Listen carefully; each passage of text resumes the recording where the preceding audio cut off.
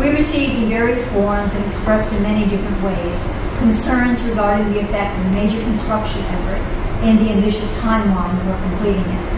As described in the draft EIS, this effort, the construction effort, would put great stress and strain not only on Guam's infrastructure, but also on their community who depend on it. This is not something we will do. We have no intent to overwhelm, overburden, or break Guam's infrastructure. So in order to execute the build-up, we must rely on the island's ports, roads, utilities, and workforce. We'll be sharing these resources with the community and understand that these needs come first. Our proposed plan, as you will see described in the final EIS, is to mitigate the impact on the island's infrastructure and resources in a couple of ways. First, we'll base the pace of construction on Guam's capacity. We'll do this by partnering with Guam agencies to monitor key indicators such as cargo coming into the port, capacity of the Northern District wastewater treatment plant, and availability of housing and services to support off-island workers. Ongoing and constant information exchange between Guam's leaders and military planners will be required in order to prioritize efforts, plan ahead, and manage impacts. This is what we mean when we use the term adaptive execution. Second, the Marines located to Guam will require certain facilities and infrastructure in place prior to their arrival so they can continue the continuity of operations during and following the move from Okinawa. So we'll adjust the rate at which the Marines arrive on Guam so that it matches any adjustments to the pace of construction. The effect of these mitigation efforts is that we can avoid the negative impacts associated with an overwhelming surge in population. By keeping the construction pace within the island's available capacity, we expect a significantly lowered population surge and the related impacts on Guam's infrastructure, roads, utilities, and others. The final EIS will contain more details regarding these mitigation measures. So not only will the negative impacts of relocation be mitigated, there will in fact be clear economic benefits from the build-up, both in the near and the long term. In the near term, there will be opportunities for Guam's infrastructure, for Guam's construction industry. The recently awarded $500 million Small Business Multiple Award Contract Construction, or MACC, includes a winning Guam firm, and this firm has received the first task order on that contract vehicle. In June of 2010, we plan to award a $100 million Section 8 MACC contract covering small businesses, which meet specific criteria for which many of Guam's firms meet. While much attention is also been given to the likelihood for off-island workers, Guam's workforce comes first. We will not bring a single H-2B worker to Guam until the local workforce has been exhausted, meaning that skilled laborers interested and available to work on military construction projects will have the opportunity to do so. Once construction is complete, the opportunities do not disappear. There will be civilian support jobs on base and an expanded economy off base to support new industries, emerging technologies such as energy innovations, and a growing population. I encourage all of you to consider these opportunities and to take advantage of available training, coursework, and apprenticeships to position yourself for such careers. All that said, the positive aspects of the military buildup are not solely economic in nature. We do not wish simply to avoid breaking the island's infrastructure or to provide only short-term benefits. The Guam military realignment can truly be, as Secretary Gregson highlighted in his talk here a few weeks ago, a catalyst for positive island-wide change and growth. Guam may be far from Washington in miles, but it is receiving much attention, not only within the Department of Defense, but across the federal government. You may have heard my colleagues refer to the whole-of-government approach to the build-up. These are not just buzzwords.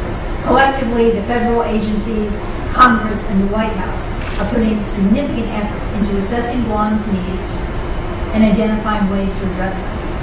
One Guam is our vision, and it will take a team approach to get there. I know that progress towards securing the necessary funds has not moved as fast nor as decisively as some would like. Having only recently moved to Washington from California for myself, I understand the pressing funding needs of state, local, and territorial governments. Still, I'm encouraged by what I've seen in Washington. I see increased involvement by federal agencies in helping to address Guam's needs. Agencies such as EPA, Interior, Agriculture, Transportation, and Education. These agencies are looking at how they can direct existing programs towards Guam's needs in the areas of roads, utilities, port upgrades, education, healthcare, and many others. I commend the government of Guam for its successful efforts to secure a significant amount of federal grant monies over the past year. One such example is the American Recovery and Reinvestment Act grant from the Department of Education, totaling over $100 million, more than any other state or territory. Besides our commitment to One Guam, we are setting our sights on investing in innovative, sustainable technologies that can meet President Obama's vision of One Guam, Green Guam. What this means to us today is that as we plan the military realignment, we will do so in a manner that provides for a sustainable future for the whole island, both on and off base. A recent study of the potential use of alternative energy sources found that a number of alternative and renewable technologies may be feasible for Guam, such as wind energy, biofuels, geothermal, solar, and even wave energy. The report also stated that alternative energy could comprise as much as 50% of new energy consumption. These energy sources are not only clean and sustainable, they also have the potential to lower the high energy costs that Guam's consumers pay today. The use of these technologies and others could provide a new high-tech career path and stimulate a culture of constant innovation.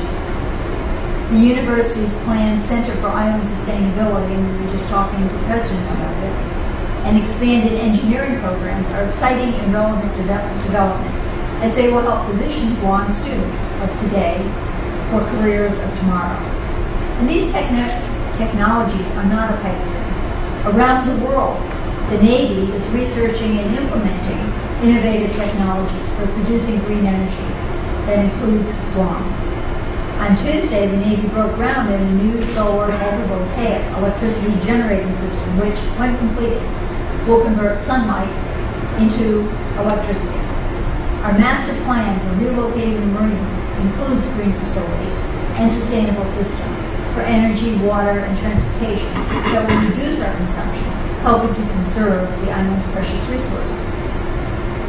Our vision, and we hope you share it, is for Guam to become a model of sustainability, where the latest technologies are showcased, where the resources that you have in abundance, sun, wind, waves, and human ingenuity, trump those that are scarce. So what are the next steps in this process? Our plan is to release the final EIS in July.